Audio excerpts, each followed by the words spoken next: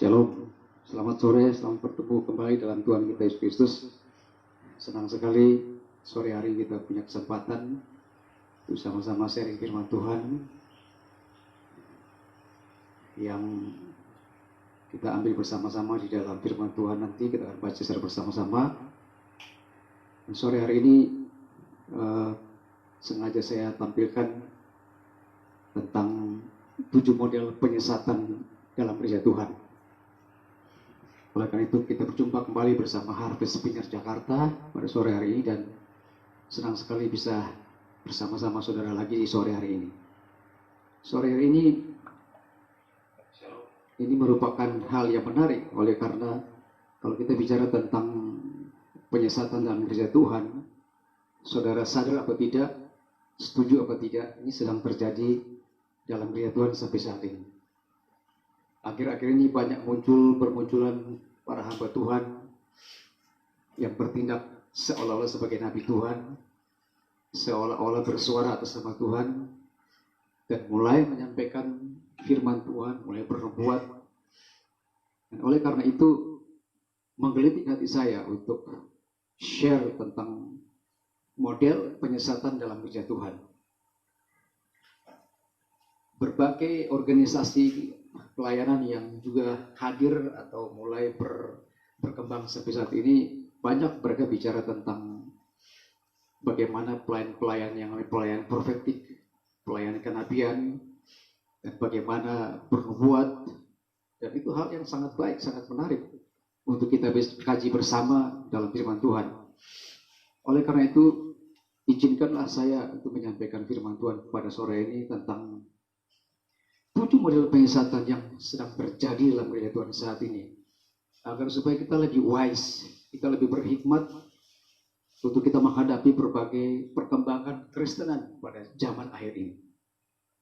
Sebagaimana kita ketahui bersama bahwa Tuhan Yesus pun sudah berpesan jauh-jauh hari bahwa pada akhir zaman ini akan bermunculan hal-hal yang aneh, hal-hal yang gaib, hal-hal yang ajaib, yang seolah-olah itu datang dari Tuhan.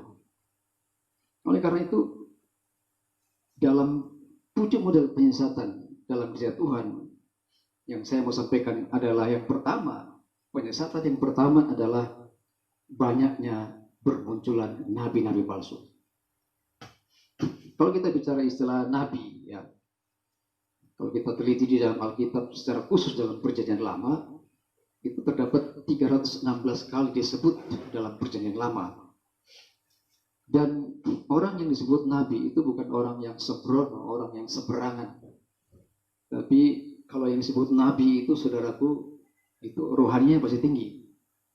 Orang punya level rohani yang lebih dari orang biasa umumnya. Dan juga pada zaman dahulu, nabi itu dikenal juga sebagai seorang pelihat yang mampu punya kemampuan khusus untuk melihat kenyataan-kenyataan rohani di masa-masa yang akan datang. Juga seorang nabi itu pada umumnya juga dia selalu bernubuat.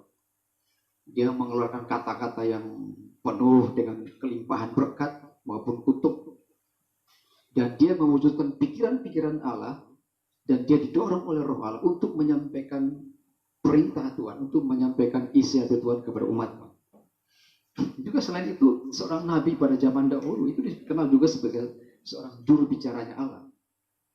Seorang juru bicara Allah yang mencurahkan isi hati Tuhan di bawah kuasa Roh Kudus oleh dorongan Allah dan berbicara atas nama Allah. Kenapa mereka bicara atas nama Allah? Oleh karena si nabi itu, pertama dia mendengar, yang kedua dia melihat, dan yang ketiga dia menerima firman Tuhan secara langsung dari Tuhan. Selain itu juga seorang nabi juga biasa dikenal sebagai seorang abdi Allah atau utusan Allah atau utusan Tuhan, yang juga punya kemampuan untuk menafsirkan mimpi, ya, menafsirkan nubuatan, karena dia punya kemampuan lebih. Karena dia dikaruniakan oleh Roh Tuhan untuk menyampaikan pengertian-pengertian tentang mimpi maupun nubuatan-nubuatan. Jadi seorang nabi itu adalah dia mempunyai hubungan yang sangat erat dengan Allah. Saking dia punya hubungan yang begitu erat dengan Allah, dia turut merasakan perasaan-perasaan Tuhan.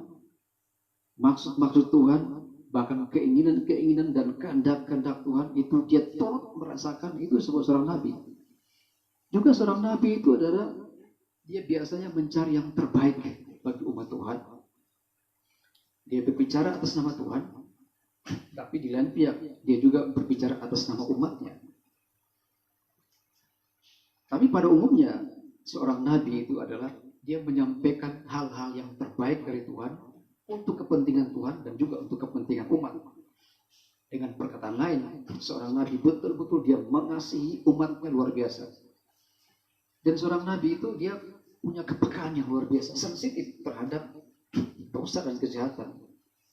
Yang namanya dosa, kejahatan itu sangat sensitif bagi seorang nabi. Apalagi bicara soal ketidakadilan. Kalau terjadi ketidakadilan, dia akan bersuara keras. Karena seorang nabi tidak berani kompromi dengan dosa. Dia tidak mau menyampaikan hal-hal yang tidak berasal dari Allah. Dia tidak kompromi dengan dosa, tetapi di lain pihak dia menuntut kesetiaan dari umat Tuhan terhadap Allah. Jadi seorang nabi itu dia mempunyai visi-misi yang jelas ke depan. Itulah nabi. Jadi kalau berdasarkan kriteria yang saya sebut itu, seorang nabi paling tidak dia punya 3 ciri utama.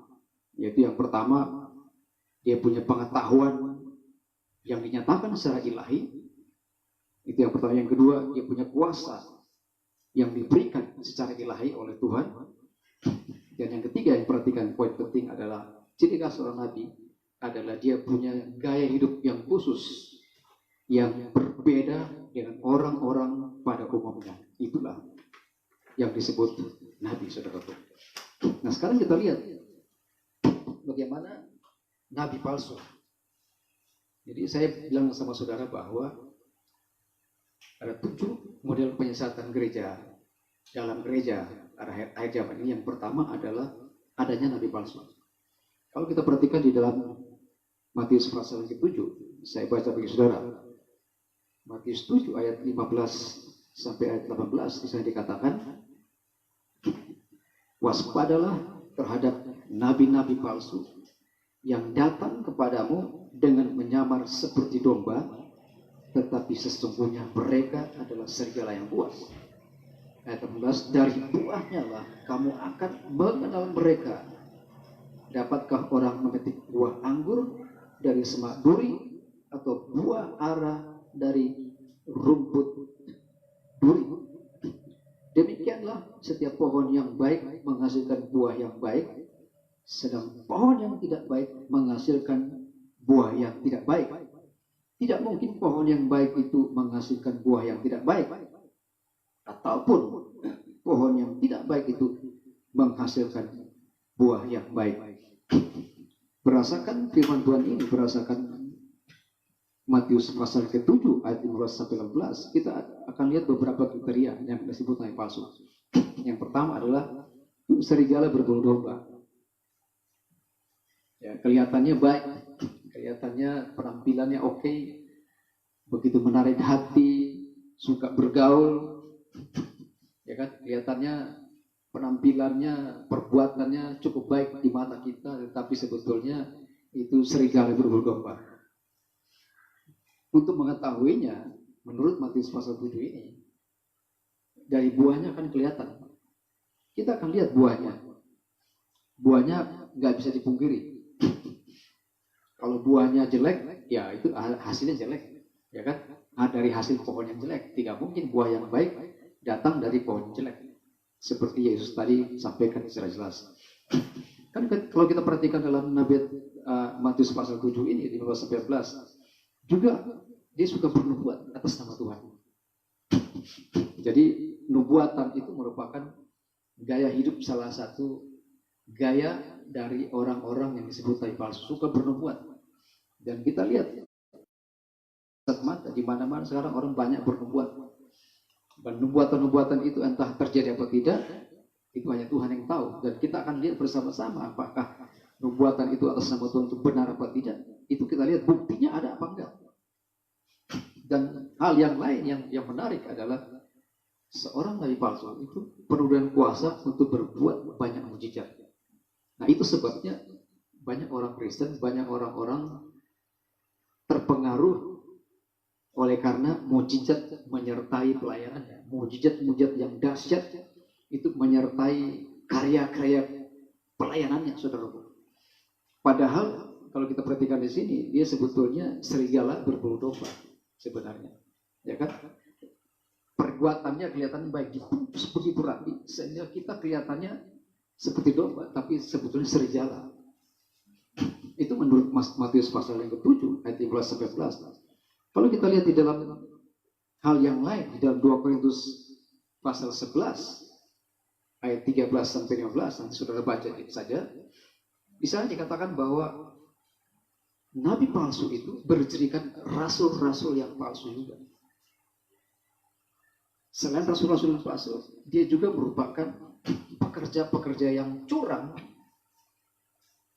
yang menyamar sebagai rasul. Itu perbuatan yang dilakukan oleh seorang nabi palsu.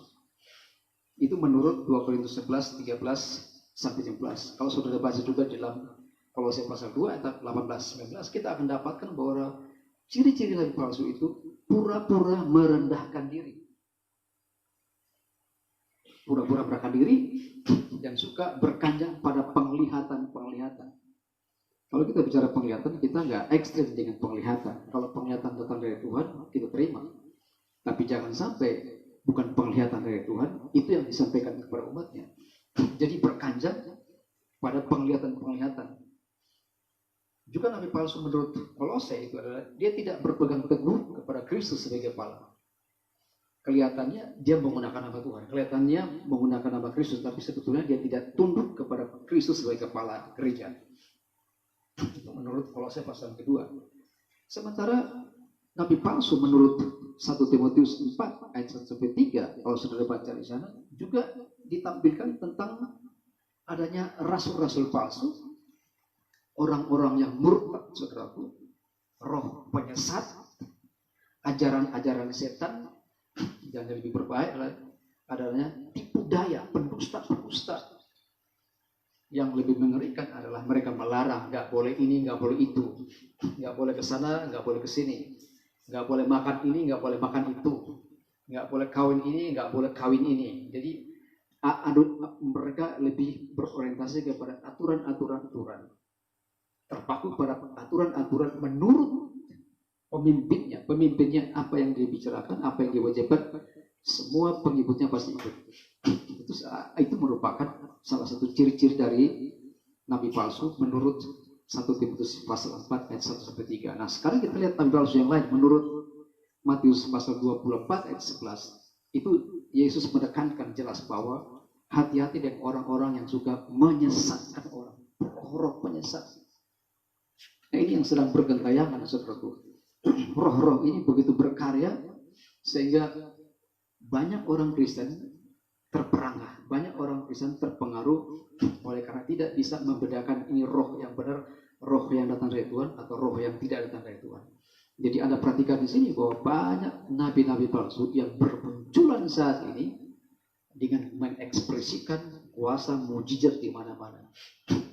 Bukan berarti kita takut dengan mujizat, kita ekstrim dengan mujizat, kita nggak boleh puja Tuhan. Tetapi kita harus tahu bahwa jangan-jangan orang-orang yang suka berbuat mujizat-mujizat itu adalah mereka juga adalah domba, adalah serigala berbulu domba, saudara. Nah ini berbahaya, saudara. Oleh karena itu sebagai orang Kristen kita harus sioban, kita harus sadar betul, kita harus rajin membaca Alkitab supaya kita mengetahui bahwa ada penyesatan dalam gereja Tuhan pada akhir zaman ini. Secara khusus mereka tampil seolah-olah sebagai seorang nabi, tapi sebetulnya nabinya palsu. Itu poin pertama yang saya sebut dengan penyesatan yang sedang terjadi dalam gereja Tuhan. Yang kedua, saudara, kita perhatikan. Kalau kita perhatikan di dalam 2 Petrus pasal yang kedua, 2 Petrus pasal kedua ayat 1 sampai ayat yang keempat, kita akan dapatkan di situ. Nanti saudara baca saja yang disebutkan ada pengajaran palsu. Penyesatan yang kedua yang sedang melanda gereja saat ini adanya pengajaran palsu. Pengajaran palsu yang saya maksudnya adalah mereka memasukkan pengajaran sesat yang membinasakan, sama seperti 2 Petrus 2 ayat 1 sampai 4. Yang berikut mereka adalah ciri-ciri dari pengajaran palsu adalah menyangkal penguasa yang telah menebus mereka. Jadi mereka tidak mengakui adanya penebusan, penguasa Yesus Kristus yang sudah menebus itu tidak diakui. Kelihatannya diakui, tapi dalam perbuatannya tidak mengakui. Dan yang berikut mereka adalah pengajaran palsu itu adalah mereka cara hidupnya itu dikuasai oleh hawa nafsu duniawi. Nah, ini yang menyesatkan banyak orang. Mereka dikuasai oleh hawa nafsu. Dan semakin parah adalah mereka suka mencari keuntungan dengan cerita-cerita jempolan mereka. Sebagaimana kita ketahui bahwa kita perhatikan di sini bahwa dengan cerita-cerita dongeng-dongeng, isapan-isapan jempol, mereka bertujuan untuk mencari keuntungan, saudaraku. Ya, kita perhatikan banyak sekarang praktek-praktek yang semacam ini, ya kan? Cerita dongeng, tapi dia bilang itu benar.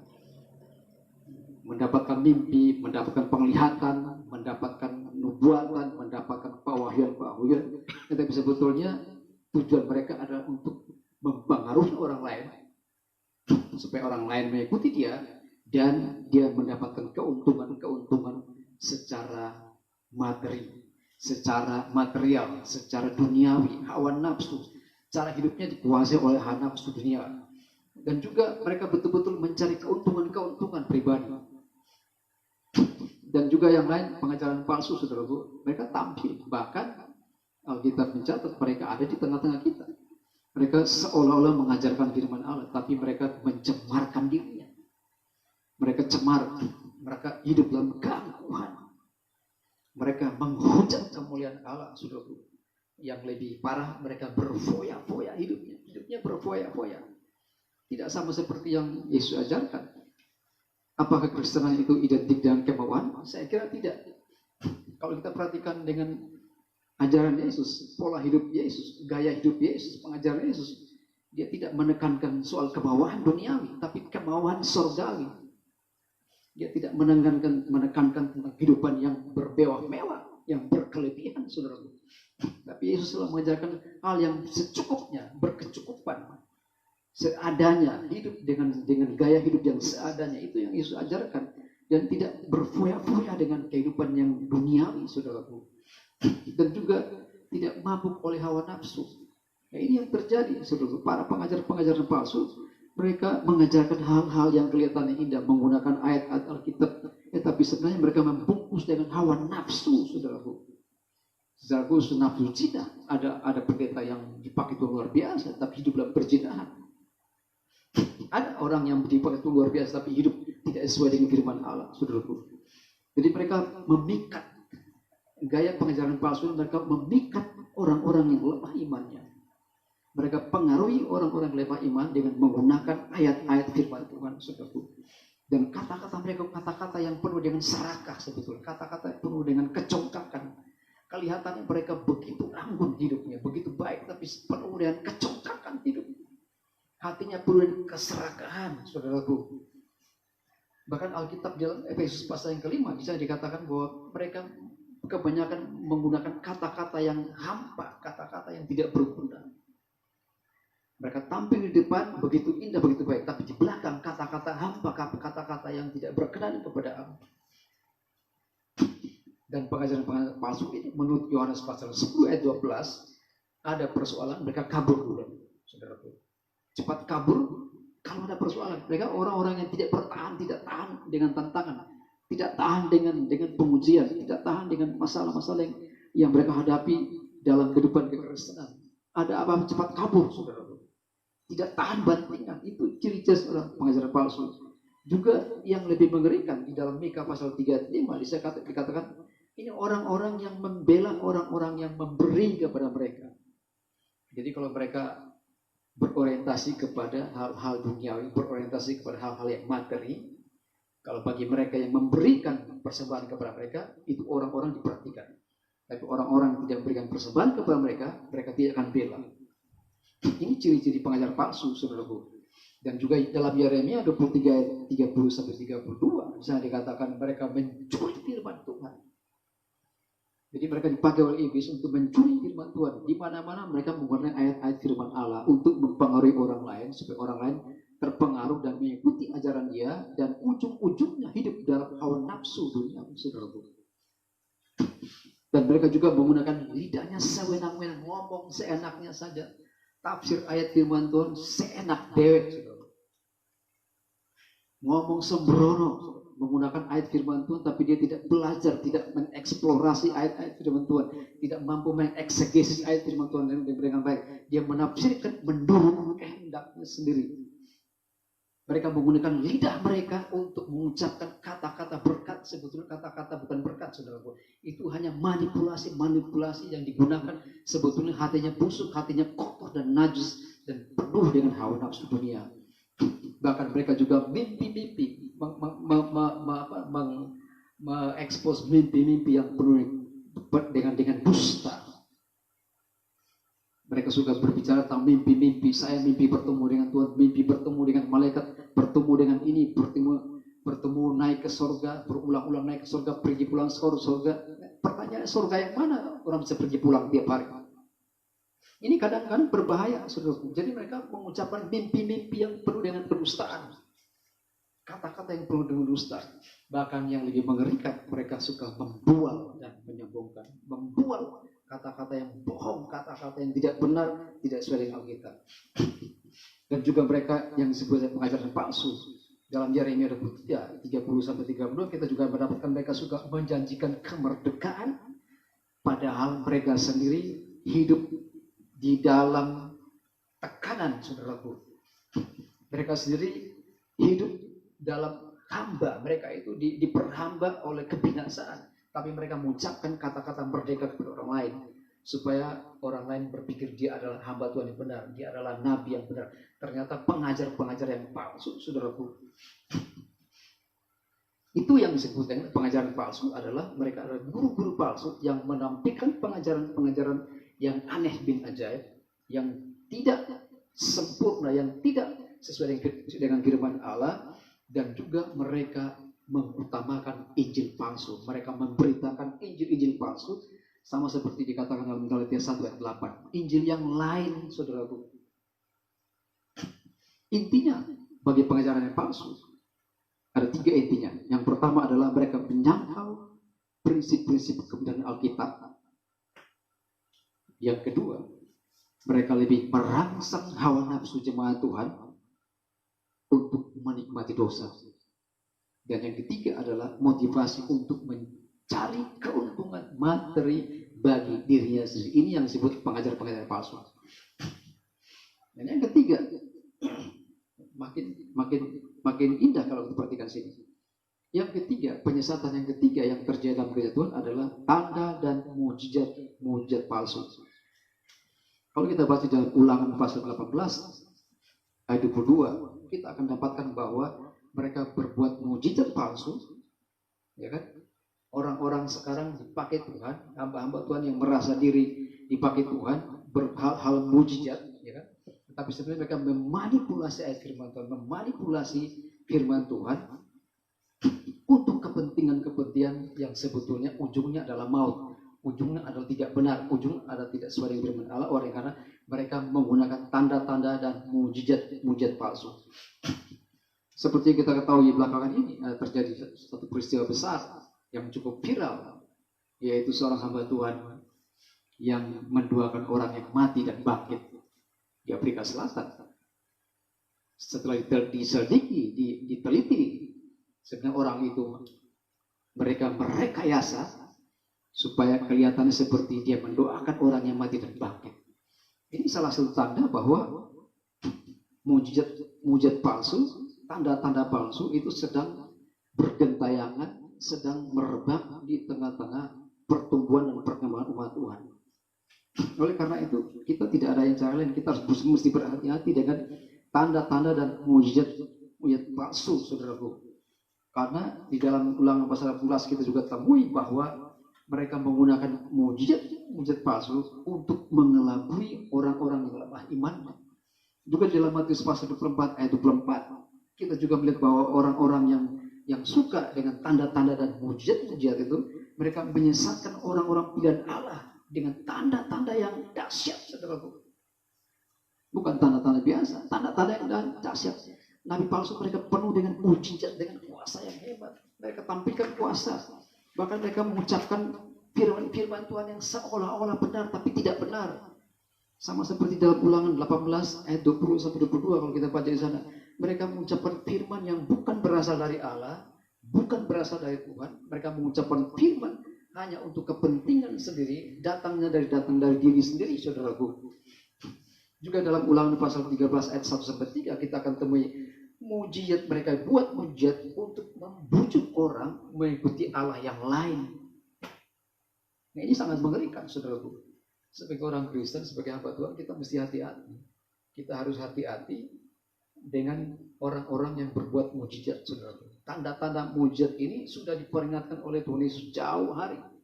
Bahwa hati-hati mereka akan datang dengan memakai namaku, melakukan banyak mujizat yang bertujuan untuk menggeser iman orang kepada Injil yang benar, untuk menggeser orang percaya kepada Yesus Kristus Tuhan, membujuk orang mengikuti Allah yang lain, saudara. Itu yang ketiga. Yang keempat, ciri penyesatan yang keempat, mereka mengenakan nubuatan dan pewahyuan yang palsu. Kalau kita baca dalam 1 Yohanes 4 ayat 1 dan 2, kita temui di sana, saudara, bahwa setiap roh yang ada ini harus diuji apakah berasal dari Allah atau tidak. Jangan sampai kita mengucapkan firman yang bukan datang dari Tuhan, seperti dalam Ulangan 18 ayat 22.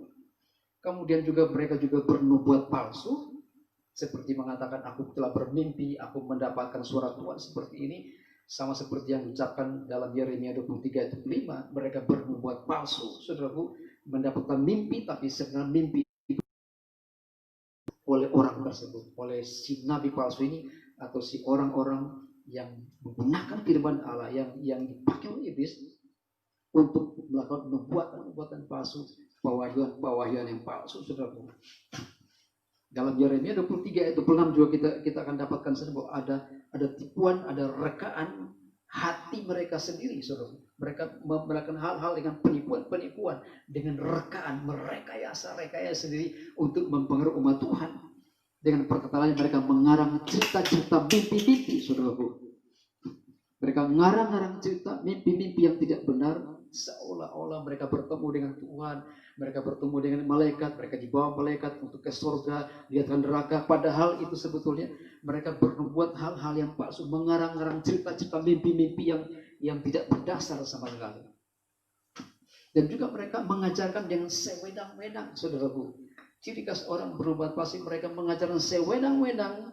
Dan umat Tuhan senang dengan cerita-cerita dongeng-dongeng nenek moyang, dongeng-dongeng filsafat kosen yang mengenakan telinga. Kelihatannya menggunakan firman Allah, tapi isinya adalah dongeng-dongeng, saudaraku. Cerita-cerita yang untuk menyenangkan telinga orang-orang jemaat Tuhan yang benar. Mereka melakukan nubuatan palsu yang tidak sesuai dengan firman Allah, mengajarkan hal-hal yang tidak benar, saudaraku. Dan juga mereka juga seolah-olah dalam Yeremia pasal 6 14 yang dikatakan mereka mengobati luka umat Tuhan dengan memandang ringan, katanya, oh tenang, semua damai sejahtera, saudaraku. Semua tenang, Tuhan pasti tolong, katanya. Ternyata itu palsu, saudaraku, nubuatannya palsu. Tuhan sedang menghukum orang, tapi dia bilang enggak, damai sejahtera bagi kamu. Jadi tidak mengatakan sebenarnya, tidak jujur, tidak mengatakan yang sebenarnya oleh karena tidak datang dari Tuhan. Dia menyampaikan hal-hal untuk menyenangkan hati orang lain, menyenangkan para pendengarnya, bahwa situasinya aman. Sebetulnya bukan aman. Sebetulnya sangat berbahaya karena Tuhan sedang murka kepada umat Allah, tetapi dia menyampaikan firman, perbuatan, hal yang sebaliknya berbeda dengan kenyataan, saudaraku. Juga mereka nabi dan imam. Dalam Yeremia pasal 6 ayat 13, mereka mencari keuntungan dengan cara mulai menipu, saudara. Ngomong dengan mulut mereka mengajarkan hal-hal yang tidak sesuai dengan firman Allah, melakukan hal-hal yang tidak sesuai dengan Alkitab, yang seharusnya Alkitab mengatakan iya, tapi mereka katakan tidak, atau sebaliknya Alkitab katakan tidak, mereka katakan iya. Jadi dibolak-balik, saudaraku. Untuk apa? Nabi dan imam pada zaman Yeremia pasal 13 itu mereka mencuri keuntungan, mereka mencari keuntungan, maksud saya mencari keuntungan untuk pribadi mereka sendiri, mulai ke menipu umat Tuhan. Saudara, ini berbahaya. Terjadi penipuan di mana-mana oleh karena mereka menghasut orang lain dengan orang yang iman lemah untuk mempengaruhi mereka dan mencari keuntungan pribadi. Mereka tidak sadar, saudara. Dalam Yeremia pasal 6 ayat 15, seharusnya mereka malu dan mereka tidak mengenal yang isi. Mereka sudah tidak kenal merasa malu, tidak kenal rasa malu, dan tidak kenal noda yang sedang mereka lakukan, saudara. Kalau kita baca dalam Yeremia pasal 6 ayat 15. Nah, itu penyesatan yang keempat yang saya lihat, yang saya amati, itu sedang terjadi dalam perhitungan zaman akhir ini. Yang kelima, dalam Markus pasal 11 ayat 22 sampai 24. Yesus mengatakan kalau kamu punya iman, kamu bisa memindahkan gunung. Intinya, saudaraku, orang-orang yang nabi-nabi palsu, penyesatan yang kelima dalam dia Tuhan, mereka mengikuti perkataan-perkataan firman Tuhan, perkataan-perkataan Yesus dikopi, sama seperti dalam Markus 11 ayat 22 sampai 24. Seolah-olah kalau orang punya iman, apa saja bisa dilakukan. Tapi kalau kita baca dalam Roma pasal 12 ayat yang ketiga, itu Paulus menekankan bahwa harus ada ukuran iman yang sesuai. Jadi menggunakan iman itu ada kadarnya, saudaraku. Jadi jangan sampai kita mengajarkan orang dengan iman apa saja kita bisa. Betul, saya percaya dengan iman. Tetapi kadar iman seseorang itu berbeda-beda. Kalau kadar iman seperti orang-orang yang hebat yang dipakai Tuhan dengan iman dapat menyembuhkan orang, membangkitkan orang mati, itu luar biasa. Itu kadar iman yang Tuhan karuniakan kepada dia. Tapi kalau kita yang masih kadar imannya baru belajar, baru kadar imannya masih sedikit, kita tidak bisa melakukan hal-hal yang berlebihan. Itu yang dimaksud dengan kata Paulus dalam Roma pasal 12 ayat ketiga. Kita harus tahu ukuran iman yang sesuai, tidak berlebihan, saudara. Kemudian dalam Roma pasal 10 ayat 17 juga Paulus mengingatkan bahwa harus iman itu timbul dari pendengaran. Perhatikan, iman itu timbul dari pendengaran akan firman Kristus, bukan firman manusia, bukan firman kata orang, saudaraku. Jadi iman itu timbul dari pendengaran akan firman Kristus. Kristus bilang apa? Yesus bilang apa sama saudara? Yesus suruh apa? Itu yang kita lakukan, saudaraku. Bukan mau-maunya kita. Kita punya iman, tetapi bukan mau-maunya kita, saudara. Kita mesti memegang firman Tuhan. Kita beriman sesuai dengan perkataan Allah, sesuai dengan perkataan Yesus, bukan perkataan kita, bukan kemauan kita, saudara. Ini kita mesti perhatikan baik-baik. Saya berikan contoh seperti Elia di dalam Yakobus pasal 5 ayat 17 sampai 18 dan 1 Raja-Raja 18 ayat 41 sampai 45. Saudara bisa baca di sana bahwa pada saat itu Elia, ya kan, dia berdoa dengan sungguh-sungguh supaya hujan itu turun. Jangan turun selama 3,6 tahun. Dan dia berdoa pula supaya hujan itu turun dan terjadi seperti imannya Elia. Tapi ada perhatikan di sini bahwa sebelum Elia melakukan ini, dia mendengarkan perkataan firman. Dasarnya adalah firman Tuhan. Sama seperti dalam 1 Raja-Raja pasal 18 ayat yang ke-1. Di sana bahwa Elia itu dia mendengarkan firman Tuhan, dia mendengarkan suara Tuhan yang mengatakan bahwa dia akan buktikan bahwa Allah itu menyertai dia, ya kan? Bahwa hujan itu akan diturunkan sebelumnya. Itu Elia mendengarkan perkataan firman Tuhan. Dia mendengarkan bahwa Tuhan akan menurunkan hujan, bukan maunya Elia, saudara.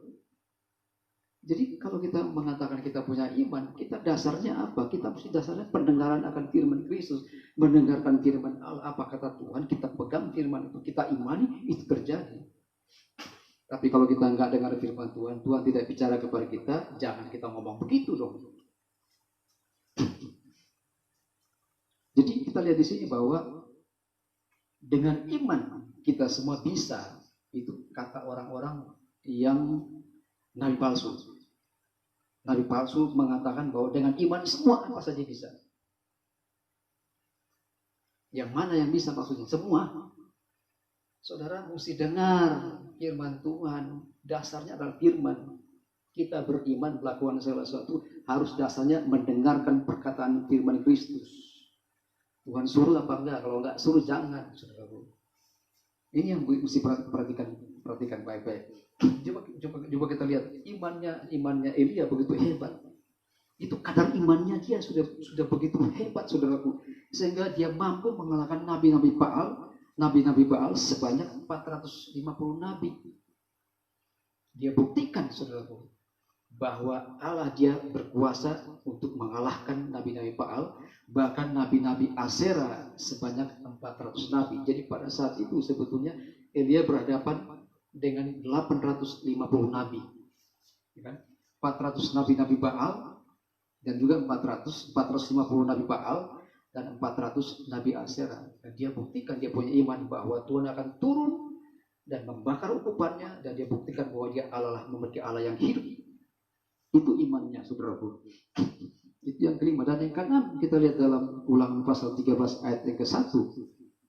Kita perhatikan di sana bahwa Ulangan 13 ayat 1 sampai 3, kita perhatikan di sana bahwa ciri khas yang benar penyesatan yang terjadi dalam Tuhan saat ini adalah mereka menyembah Allah yang lain, saudara.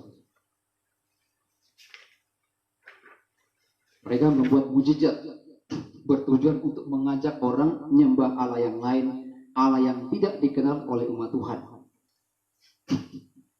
Bahkan mereka juga mengajak orang menyembah Allah yang bukan Tritunggal. Padahal banyak bukti ayat firman Tuhan yang menjelaskan tentang adanya konsep Tritunggal yang begitu transparan, walaupun istilah Tritunggal itu tidak tertulis dalam Alkitab.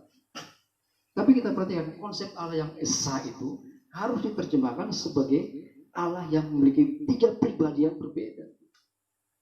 Hal ini cukup transparan. Ketika Yesus berada di kayu salib, Yesus berkata, Eli, Eli, lama sabachthani. Allahku, Allahku, mengapa engkau meninggalkan aku? My God, why have you forsaken me? Saudara lihat di sini, Yesus berteriak kepada siapa? Apakah dia berteriak kepada diri sendiri? Dia berteriak kepada Bapaknya. Artinya ada pribadi yang lain, saudaraku.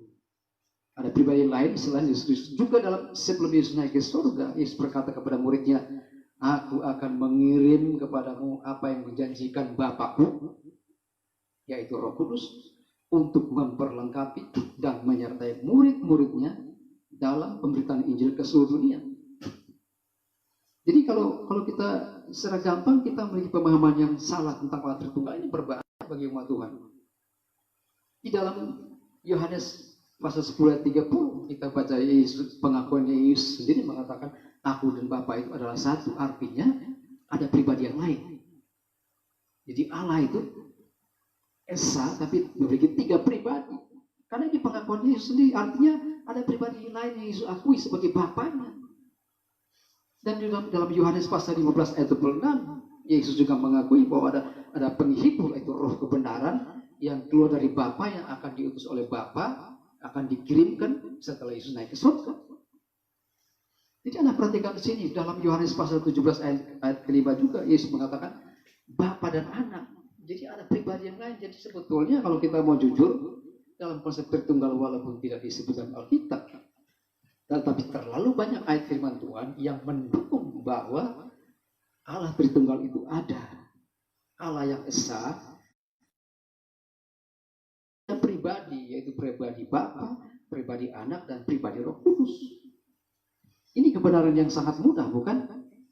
Daripada kita menerjemahkan, mengatakan bahwa Allah itu esa, artinya esa dalam pengertian hanya satu. Bukan, saudaraku. Kalau kita perhatikan baik-baik, kita pelajari dengan baik, makanya kita mesti belajar eksplorasi dengan baik, kita mesti eksegesis dengan baik, kita mesti mendalami Alkitab dengan baik. Supaya kita mengenal bahwa hati-hati, saudaraku. Ini salah satu tanda bahwa akhir zaman ini yang saya katakan tadi, bahwa orang mengajak kita untuk menyembah Allah yang lain, menyembah Yesus yang lain, menyembah Allah bukan Allah Tritunggal, tapi Allah yang esa dalam pengertian hanya satu pribadi. Allah itu 3 pribadi, saudaraku. Itu yang ke-6 dan yang ke-7. Yang terakhir kita mulai penyesatan gereja Tuhan di sini adalah kebenaran palsu. Kita baca dalam Roma pasal 10 ayat yang ketiga, 2 Yohanes 1 ayat 10. Di sana kita temui kebenaran palsu itu apa? Kebenaran mereka sendiri hasil buatan manusia. Ya, kebenaran yang palsu itu adalah mereka tidak takluk pada kebenaran Allah. Bahkan yang disebut kebenaran yang palsu itu adalah mereka menolak ajaran tentang Bapa dan Anak. Perhatikan ini. Ajaran-ajaran yang kebenaran yang palsu, mereka menolak tentang ajaran tentang Bapa dan Anak. Baca dalam 2 Yohanes pasal 1 ayat 9 sampai 10. Kebenaran yang palsu itu juga mereka membawa ajaran asing yang tidak dikenal, saudara. Juga perkataannya tidak berasal dari Allah. Ulangan 18 ayat 18 sampai 20. Mereka ngomong tentang Allah, tapi bukan Allah yang suruh. Perkataannya bukan datang dari Allah. Membawa kebenaran yang baru, seolah-olah mereka punya pewahyuan yang baru, nampaknya lebih baik dari yang ada sebelumnya. Ini kebenaran-kebenaran yang palsu, saudaraku. Dan mereka membawa penafsiran yang baru. Ini tanda-tanda bahwa kebenaran yang palsu, mereka membawa penafsiran yang baru yang tidak didukung oleh penafsiran yang baik, yang eksegesis yang baik, dengan pendalaman yang baik, dengan eksplorasi yang baik untuk mengerti isi Alkitab dengan baik. Dan mereka punya pandangan yang salah terhadap Alkitab, saudaraku. Artinya apa? Kebenaran yang palsu itu artinya mereka mengajarkan ajaran Tritunggal yang tidak seimbang. Itu banyak kita lihat kalau kita mau buktiin banyak sekali. Dan juga mereka menggambarkan sosok Yesus yang baru. Ini kebenaran-kebenaran yang palsu yang sedang bergentayangan, yang sedang mempengaruhi umat Tuhan saat ini. Yang intinya mereka menggambarkan sosok Yesus yang baru, yang berbeda, yang tidak sesuai dengan Alkitab. Bahkan yang lebih parah, saudaraku, mereka juga yang disebut menggunakan kebenaran palsu itu adalah menggunakan istilah-istilah Alkitab dengan makna yang tidak sesuai dengan Alkitab. Gunakan istilah Alkitab tetapi dengan makna yang non Alkitabiah. Itu yang sedang terjadi. Artinya apa? Artinya mereka percaya pada kebenaran yang lain di luar Alkitab. Galatia 1 ayat 8 sampai 9. Kita perhatikan sana. Yang dimaksud dengan percaya pada kebenaran yang lain di luar Alkitab yaitu Injil yang berbeda. Mereka menceritakan Injil yang berbeda. Mereka menceritakan wahyu yang berbeda, saudara. Mimpi-mimpi, penglihatan-penglihatan buatan sendiri. Ilham, pewahyuan itu datang dari diri, buatan dirinya sendiri. Penglihatan-penglihatannya buatan dari dirinya sendiri, saudaraku. Bahkan mereka juga percaya pada jalan keselamatan yang lain daripada Yesus. Pada Alkitab dengan tegas, saudaraku, pengakuan Yesus katakan, akulah jalan dan kebenaran hidup. Tidak seorang pun datang kepada Bapa kalau tidak melalui aku. Itu penegasan Yesus, saudaraku, yang tidak bisa ditawar siapapun juga. Jadi mereka percaya pada jalan keselamatan yang lain daripada Yesus. Dan juga mereka menciptakan doktrin-doktrin yang baru yang tidak disertai dengan penafsiran yang bagus, yang akurat, saudaraku. Mereka juga yang membuat aturan-aturan baru, kekudusan hidup yang begitu ekstrim, ritual agamawi yang ditonjolkan, saudaraku, dan yang terus saja mereka penekanannya pada mujizat yang palsu. Bahkan mereka juga menekankan tentang manifestasi Roh Kudus yang berlebihan, yang tidak bisa dipertanggungjawabkan sesuai dengan firman Allah. Ya kan? Pengajaran-pengajaran akhir zaman yang keliru, yang tidak sesuai dengan firman Allah. Hal-hal semacam ini, saudaraku, hal-hal yang terjadi ini merupakan penyesatan gereja Tuhan yang harus kita siuman, kita sadar dan kita harus lawan, kita harus perbaiki supaya umat Tuhan jangan dipengaruhi oleh penyesatan demikian. Dan kesimpulan saya begini, saudaraku, pada sore hari ini. Kesimpulannya adalah hati-hati dengan nabi palsu, hati-hati dengan Injil palsu, hati-hati dengan guru-guru palsu, hati-hati dengan mujizat palsu, hati-hati dengan kebenaran yang palsu, hati-hati dengan nubuatan-nubuatan palsu, dan hati-hati dengan individu-individu yang mengatasnamakan Tuhan padahal individu-individu yang palsu. Nah, bagaimana caranya supaya kita mengetahui bahwa 7 penyesatan ini benar-benar terjadi dalam gereja dan kita bisa membuktikan bahwa ia bukan datang dari Tuhan? Gampang, saudaraku, tidak sulit. Kita lihat pertama, kita menilai dari perkataannya. Tidak ada yang terbukti tidak berasal dari Tuhan. Dia ngomong apa, enggak terjadi. Dia bernubuat tapi tidak terjadi. Dia ngomong sesuai dengan katanya datang dari Tuhan, dapat nubuatan dari Tuhan, penglihatan dari Tuhan, tapi tidak terjadi, saudaraku.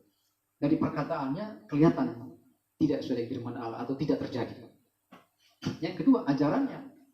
Ajarannya menyimpang dari kebenaran Alkitab. Tafsir sendiri, saudaraku. Menafsirkan, dia pegang 1-2 ayat, lalu dia menganggap itulah ayat keyakinan dia, itulah yang benar. Apalagi sudah dibungkus dengan saya yang mendapatkan wahyu, saya mendapatkan ilham, saya mendapatkan pengertian yang baru setelah saya berdoa secara pribadi dengan Tuhan, saya mendapatkan ini, mendapatkan itu.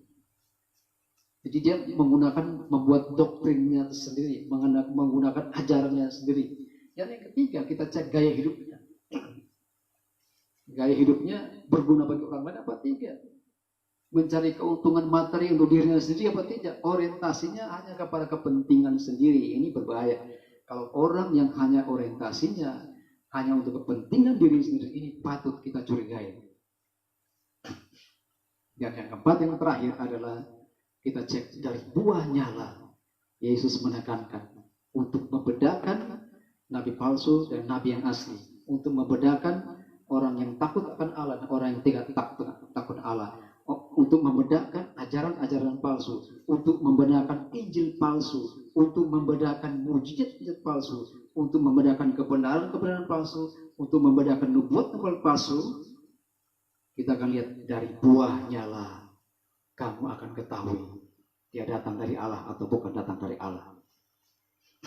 Oleh karena itu, izinkanlah saya menutup seri pengajaran tentang 7 penyesatan yang sedang terjadi dalam gereja Tuhan adalah dalam 1 Timotius 4 ayat 16, jangan dikatakan awasilah dirimu sendiri dan awasilah ajaranmu, bertekunlah dalam semuanya itu, karena dengan berbuat demikian engkau akan menyelamatkan dirimu dan semua orang yang mendengarkan engkau.